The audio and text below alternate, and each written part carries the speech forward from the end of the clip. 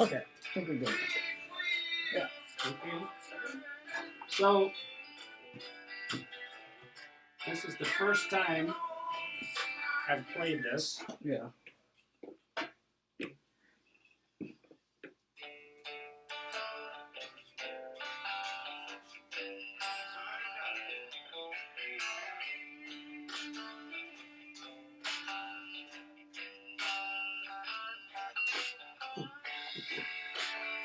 You think I can slow it down more? Yeah, I think you can slow it down. All right. So, pause.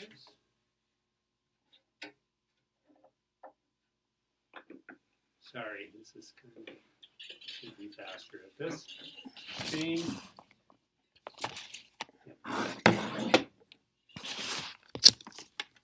Okay. Taking her down halfway, Alex. All right.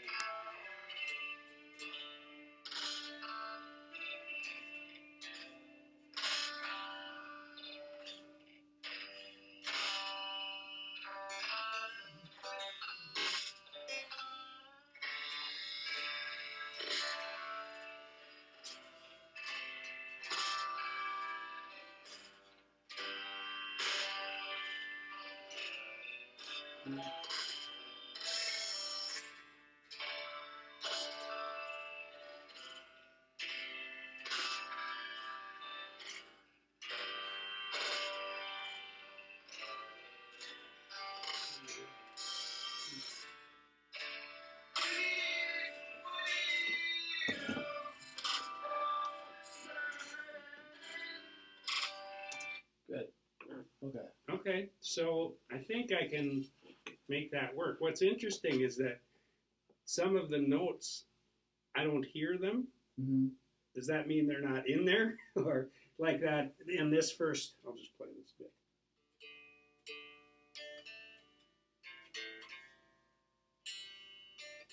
So in there, Yeah. I don't hear, I just hear this. Oh, and so Is that me? yeah. Well, it's kind of Not to say that it isn't in there, but I just have to get used to the fact that when I've practiced it, yeah. the pattern, the progression, I have to play it as I know it, not as I'm hearing it here. Yeah. Does that make sense? I mean, the notes that match are fine, but I got to stay on the same tempo. Yeah. Well, I'd say if you don't hear it, it's okay to skip. You know, if you don't hear one note, it's okay to skip it. You should always kind of trust your ear, but just know that your ear will develop as you play more, and you'll start to hear things.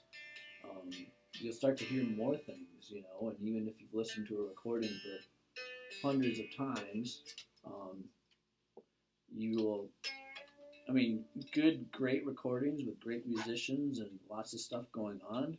Like, you can hear new things all the time, with recordings that you've heard hundreds of times, So, yeah. Don't be closed off to the fact that, those things might appear, Right. But that particular note in that song, in that riff, that pull off. It's kind of open to interpretation, because you're talking about the open string, after right there, yes. Right? That open A string, yes. Right? Yeah, it's more of, I mean, it could be an open string, it might be a muted string. Right, I see.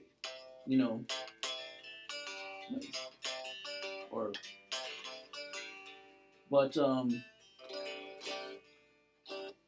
yeah, I wouldn't stress about it too much, And then the other couple of things I want to do is take a look at with this particular tune before we went into something else. Yeah. Was the pull-offs, I feel like those are getting better. Doesn't that seem like it? So I'm not going up. Yeah.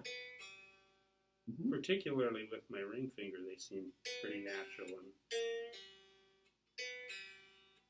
and the big bend here. How's this sound? Right. Now on electric, so you're playing, you're using bends on electric. I tend to change my position, my hand position when I go for a bend. Okay. Yeah. So you can bring the thumb over the top for a little more squeeze action. Yeah. You know. Yeah. A little more squeezing leverage. And should your thumb be, like the normal position, if you're moving from behind the neck, should you try to bring it forward so you're pinching with that bending finger, or is it okay by your forefinger? You see what I mean? Should it be here or here? Oh, Just whatever. It feels most natural for me here, but that's maybe less leverage. I'd say it should be on the same, like the same latitude as where it was when you placed it in the middle of the back of the neck back there. So just like this. So you don't have to move it forward up the neck anymore or backwards.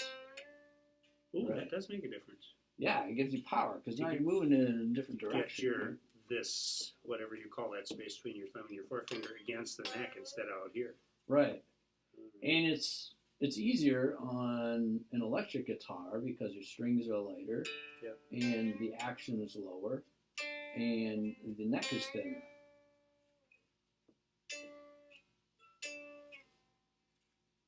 Just checking.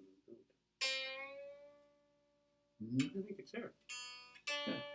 Pretty close. Yep. All right. I'm already out of tune.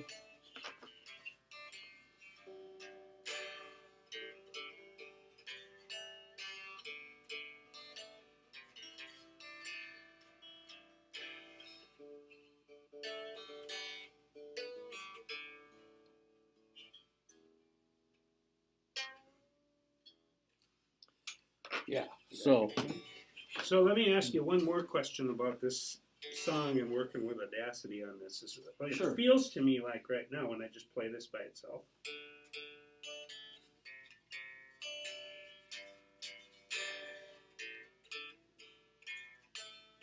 But I'm not playing it at the same tempo.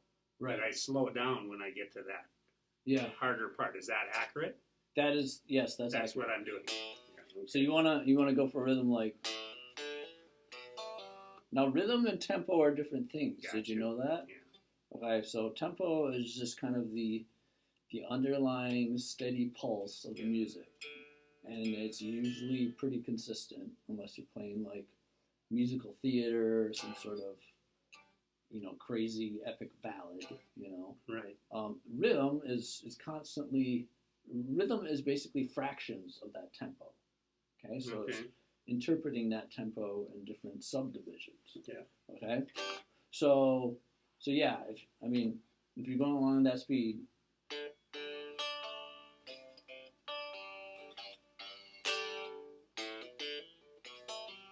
that's how it should sound. Mm-hmm.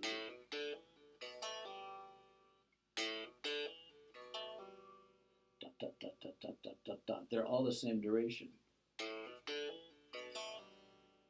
They're all the same duration. Yep, except for that last note. If you let it ring out. Sounds like the pull off. Dot, dot, dot, dot, dot, dot, dot, dot, right? So same. Dot, dot, dot, dot. Oh. So would you recommend that I just play that piece by itself for a while? Yeah, I'd say the best way to get that, to nail that lick is, go into Audacity and highlight that little section in the waveform and just repeat it. Get it down to a speed where that's comfortable and just repeat that. I did a lot of that, when I was first learning songs, just lick by lick.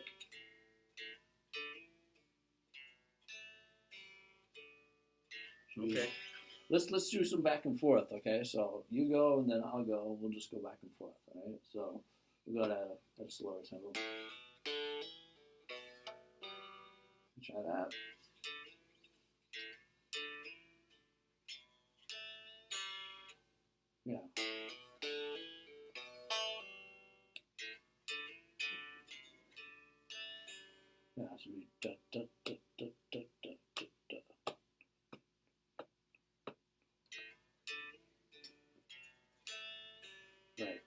So here, so Sorry. the trouble spots are where you have to go to another string or jump over strings. Like this is where you're losing time, and when you jump to that part, you're losing time too. Okay, you want it to be.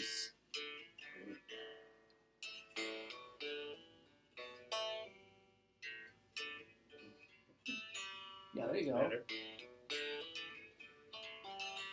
Yeah. Mm-hmm. Yeah, you got it. Yeah, that's it. Do you hear how that's Yes. different from what you played Yep. before? Especially that fourth note Right. when I go back to the A string. Exactly.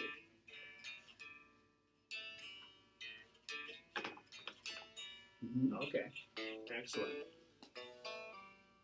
All right. Yeah. Great. And what Okay. about the other like the? Okay. That one, I think,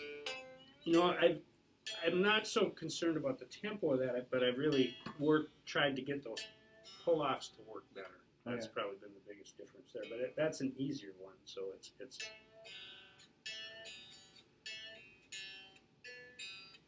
Whoops.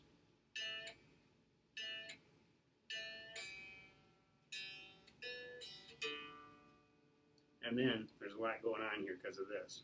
Yep. So I was cheating and just doing that while I was trying to learn that. That's all right. But Mm-hmm.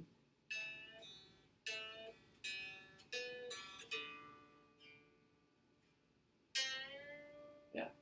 that one I think is better, isn't it? In Yeah, terms that of was the good. tempo, that's easier. Mm-hmm. It's too slow yet, but.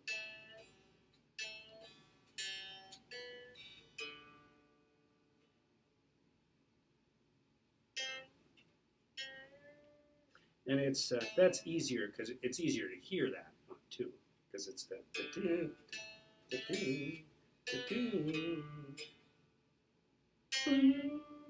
pretty easy.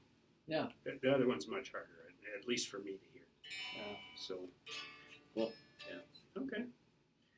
Okay. Can I show you the omnistrum thing that you Sure. Yeah. can critique a little bit? Oh, before we do that though, this whole pick clip Yep. business. I just wanted you to listen a little bit. I think I'm pretty comfortable with it, Mm-hmm. but I've had some kind of gone back and forth about the position of the pick in here. Uh-huh. Right now, I've got it pretty straight, Uh-huh. but I have ended up with it more like that sometimes. Do you know what I mean? It's bringing the point back a little bit more behind my thumb. Oh, it's kind of shifting. Yeah, and it sometimes it seems like it does that on its own. So I don't know if I need to rebend the clip or what. But And it sounds like you don't want it to be in that well, position. as long as it stays there, I just don't want it to move around and whatever. And I Right. want it to, I'm trying to get my thumb, get my hand closer so I can eliminate some of that movement like you talked about.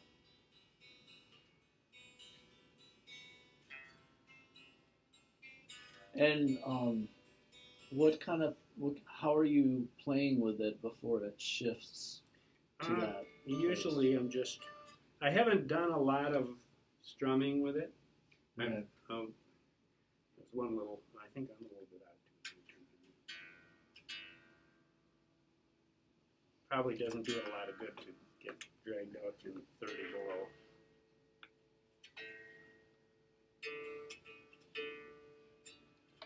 No, and then our furnaces are on and everything. Yeah. Yeah, geez.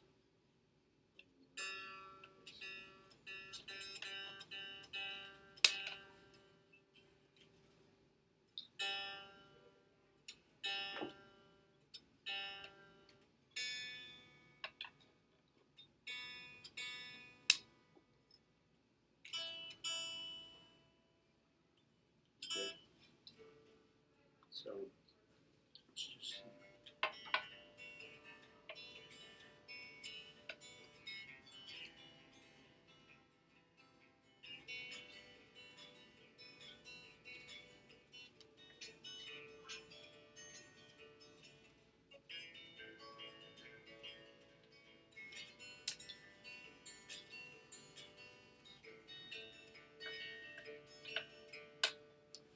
So, let's see, I can't remember what tempo I was playing this at, but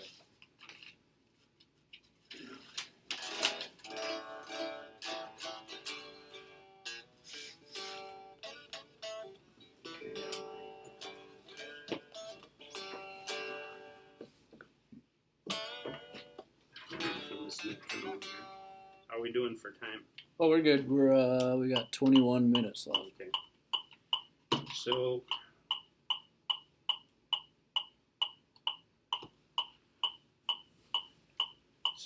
basically, it's the same thing I've asked you about before. Now that I've gotten a little more comfortable with this, before I get any bad habits, see if it's actually improved.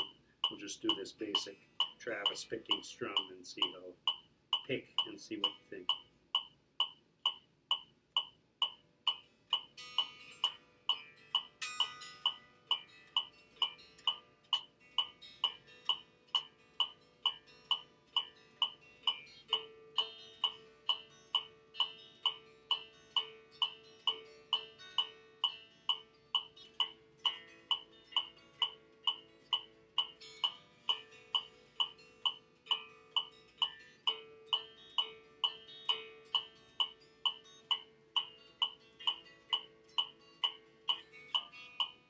What do you think? Now, I think it's really good. I feel like I'm closer to the strings. Mm-hmm. Do you agree? Does it look like Yeah, it? I do think you're making less of that. That was one of my observations. Is you are making a more conscious effort to stay closer to the strings. So and making those movements efficient. That's a little less motion. Yep.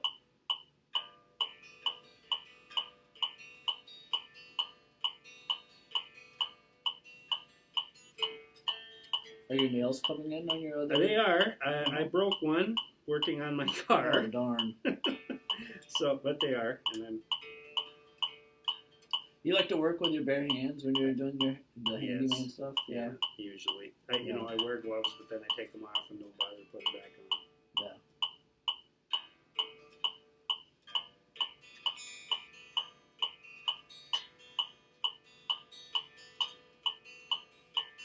And I feel like I'm on the tempo pretty well. Would you agree? Yeah. Mm-hmm. Sometimes I've had trouble with this hooking. Yeah. But I assume that's just because, in a way, it's kind of a good thing because that probably means I'm getting sloppy, bringing my fingers in too close. So if that happens, it's just a matter of concentrating on not getting. Yeah, I think it's like the follow-through problem, right? Yeah, I think at this point when that's happening, I think it's more of an adjustment issue. You're still adjusting from the thumb pick that you had before, or whatever you were playing with before. Yeah, I was playing with those long thumb picks, remember? But I'd say, if you're using that for a year and you're still hooking onto the strings and stuff like that, then it's something we should take a closer look at. And you're okay with the position of my hand and stuff, the way the pick sits? It's pretty comfortable on my thumb like that. Good. That looks all right? Yep, looks fine. Yeah. Okay, and you see what happens when I play is that it does start to twist in. So I'm obviously hitting more with this outer edge, right? Yeah. Is that going to be a problem, or will it just, once it's at the proper angle on its own, it probably will just stop and stay in that position? Something for me to watch, I guess. Yeah. Well, with the pick clip, sometimes the picks that you put in it will develop, little divots where the teeth are in the clip, because there are teeth on that clip that hold the pick in place. Yes. So the pick will get a spot in it that will hold it. Right. Yeah. Does it work to squeeze it like with a plier? Sure. Yeah, you could do that. That'd be a good idea. Won't damage it. No, it's titanium. Okay. Yeah, it's pretty hard to even. I mean, I'm sure I probably sat on mine many times and it's never changed shape or anything.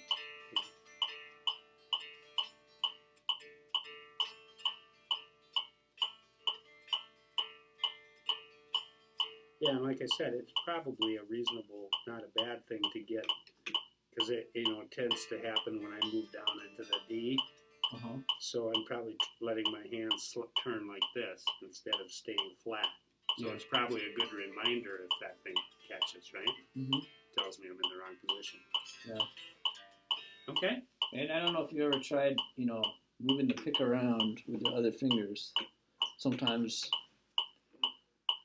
as you get more comfortable with this thing, you can start to do it,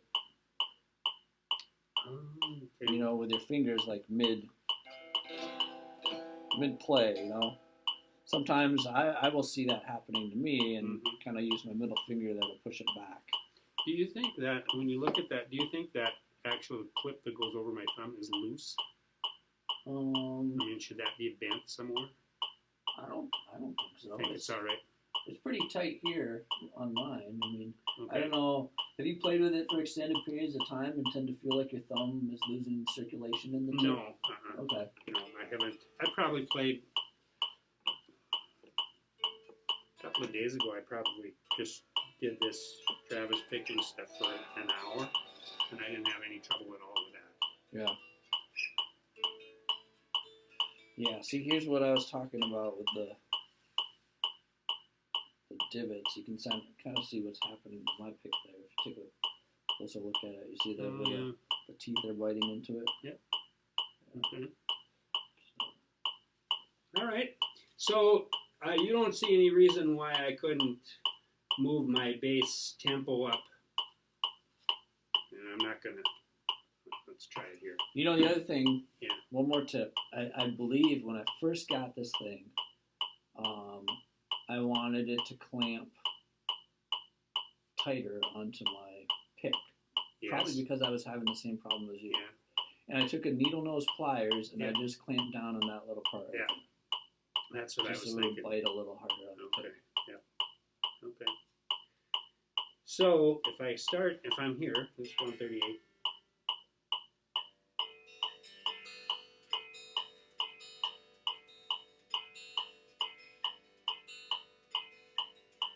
Feels pretty comfortable and go there and then up and down from there like we've talked about. Yep, just For cover the kind next of a couple window of or weeks. tempos. Yeah.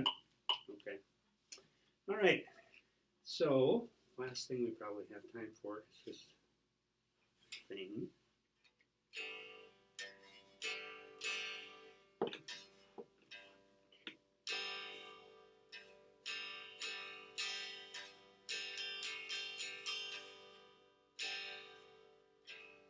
Whoops.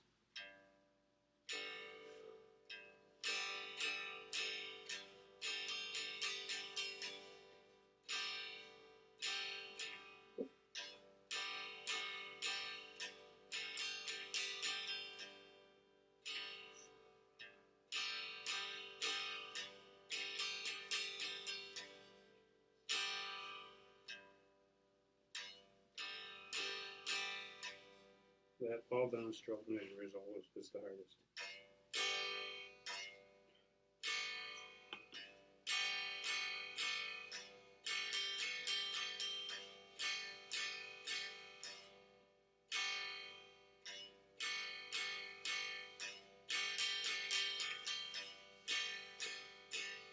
It's awesome. Yeah.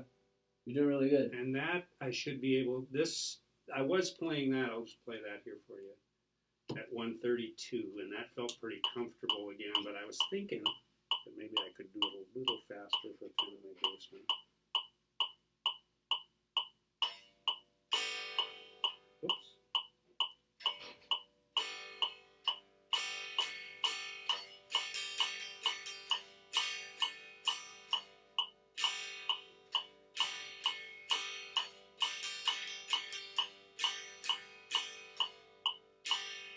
Very good.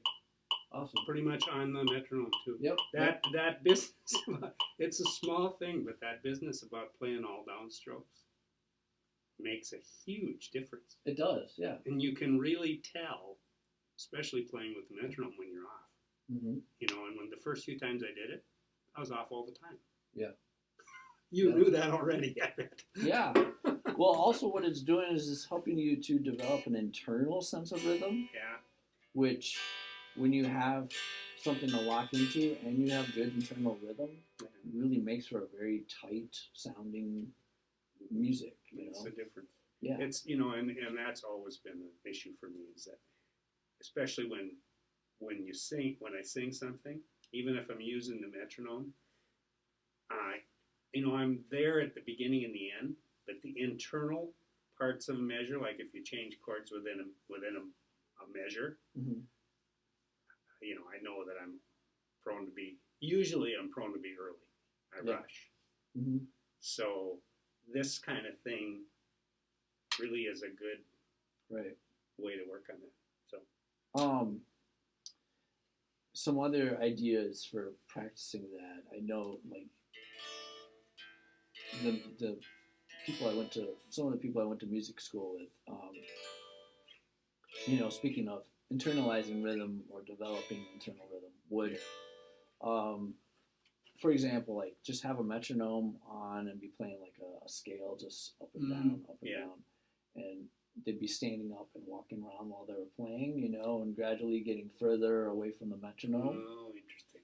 Or like leave the room, keep playing the scale, and come back and see if you were locked in. Interesting. Yeah. Or one thing you can do with a partner is, just have them turn off the metronome, or turn off the volume on the metronome, I should say. So it keeps clicking as a machine, but then when you turn the volume on, you can hear whether you locked in, whether you shifted, and then you can get an idea of. That'd be a great app, wouldn't it? To have a metronome that shuts down for 6 measures and then comes back on. Mm-hmm. Really cool. Yeah. Okay. All right. So, yeah. Cool. Well, it sounded really good. I'm really happy with how that Omni strum is coming along. Yep. And I also have been I've been working on the sweep picking. Show me. Whoops.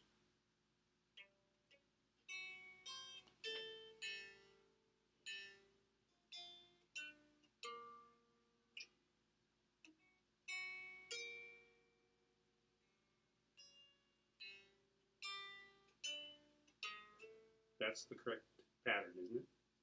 Yeah, the correct left-hand pattern. Yeah. Mm-hmm.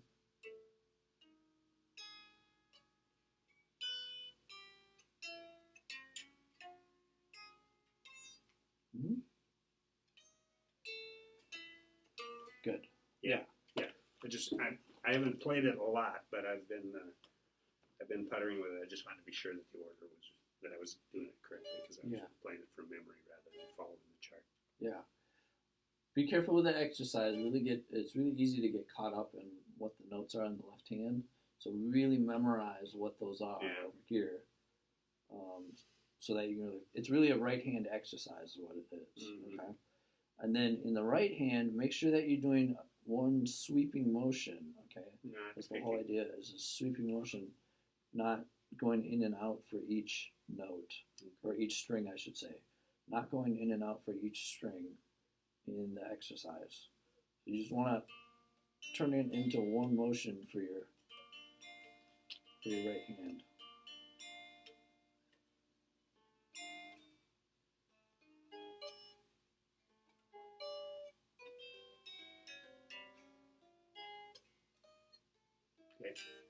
Okay, so let me demonstrate here. We got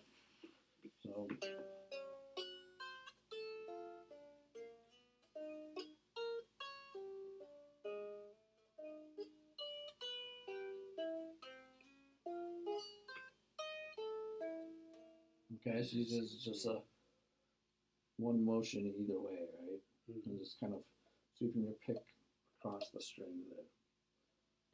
Rather than individually picking them. Do you think that would be a good thing to try with this? With pick clip, or would it be? Yeah. Mm-hmm. Yeah, I mean, if you want, I would say the best way to get used to the pick clip, or just start using it and everything all the time. I mean, your body's gonna adapt to it,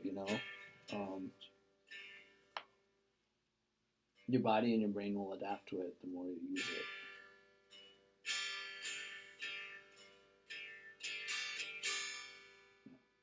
it. Okay. Does it feel kind of weird using that with a strum? Terrible. Yeah. Yeah, it feels terrible. But heavy and clunky, but okay. Yeah. All right.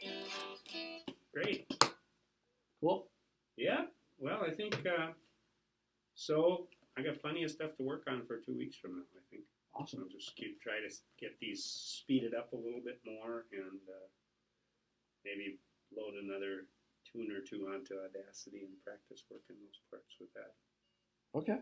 All right. Sound good. Okay. Good enough.